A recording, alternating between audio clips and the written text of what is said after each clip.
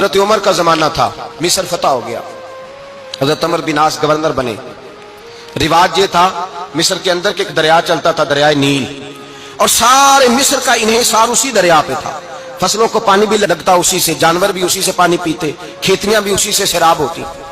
سال کے بعد وہ دریا خشک ہو جاتا تھا، سال کے بعد وہ دریا خشک ہوتا، اور جب خشک ہوتا نا تو ایک کواری لڑکی قتل کر کے دریا میں ڈالتے، پھر وہ دریا چلتا۔ آج بھی بہت ساری جگہوں پہ اوہام پرستی ہے، کہتے ہیں ہمارے آستانے کا طریقہ ہے۔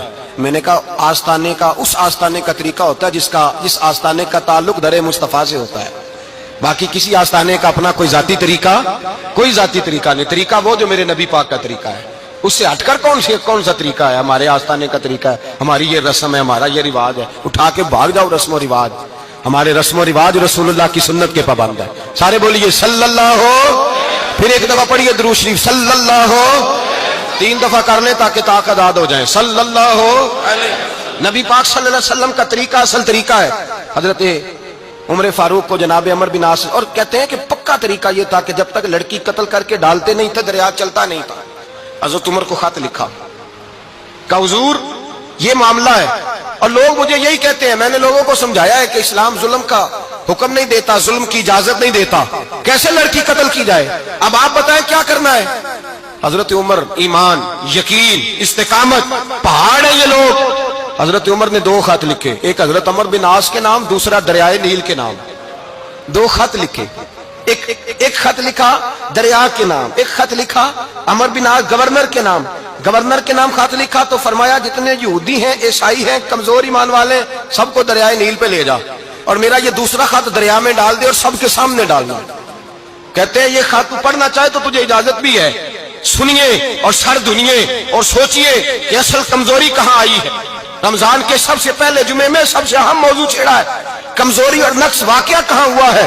حضرت سیدنا عمر بن خطاب رضی اللہ تعالیٰ عنہ نے دریا کو مخاطب کر کے لکھا، ہو دریا، اگر تو کہتا ہے نا کہ لڑکی قتل کر کے پھینکی جائے گی تو میں رسول اللہ کا ماننے والا ہوں، میں ظلم نہیں ہونے دوں گا، ہمیں تیرے پانی کی ضرورت ہی کوئی نہیں، تو بے شک پانی نہ دے، اور اگر تو اللہ کے حکم سے بہتا ہے، اگر تو اللہ کے حکم سے بہتا ہے تو پھر اللہ کا بندہ اور مصطفیٰ کا غلام عمر تجھے حکم دیتا ہے کہ فوراً بہنا شروع کر دے، فوراً منٹ نہ لگانا۔ حضرت سیدنا عمر بن عاص فرماتے ہیں لشکروں کے لشکر لے کے میں دریائے نیل پہ پہنچا، اور بھرے مجمع میں جناب عمر کا خط میں نے ڈالا تو دریا نے بہنا شروع کر دیا۔ فرماتے ہیں دریا بہنے لگا اور غیر مسلم کلمہ پڑھنا شروع ہو گئے۔ لوگ مجھے کہنے لگے کیا دکھایا ہے جو کلمہ پڑھ رہے ہیں؟ تو میں نے کہا دکھایا کچھ بھی نہیں، یہ حضرت عمر کے ایمان کی قوت کی برکت ہے کہ بہت سارے لوگوں نے کلمہ پڑھنا شروع کر دیا۔ یہ ایمان کی قوت، ڈرا ہوا مسلمان، سہما ہوا مسلمان، یہ کبھی امریکہ کے پیچھے بھاگتا ہے، کبھی یورپ کے پیچھے بھاگتا ہے، کبھی ادھر جاتا ہے، کبھی ادھر جاتا ہے۔ اپنی دنیا آپ پیدا کر اگر زندوں میں ہے، سر آدم ہے، ضمیر کن فقہ ہے زندگی۔ جب ایمان کی طاقت پیدا ہوتی ہے، جب قوت پیدا ہوتی ہے، پھر انسان کے اخلاق سمر جاتے ہیں، پھر اس کا نظریہ سیدھا اللہ رسول کی ذات پر جا کے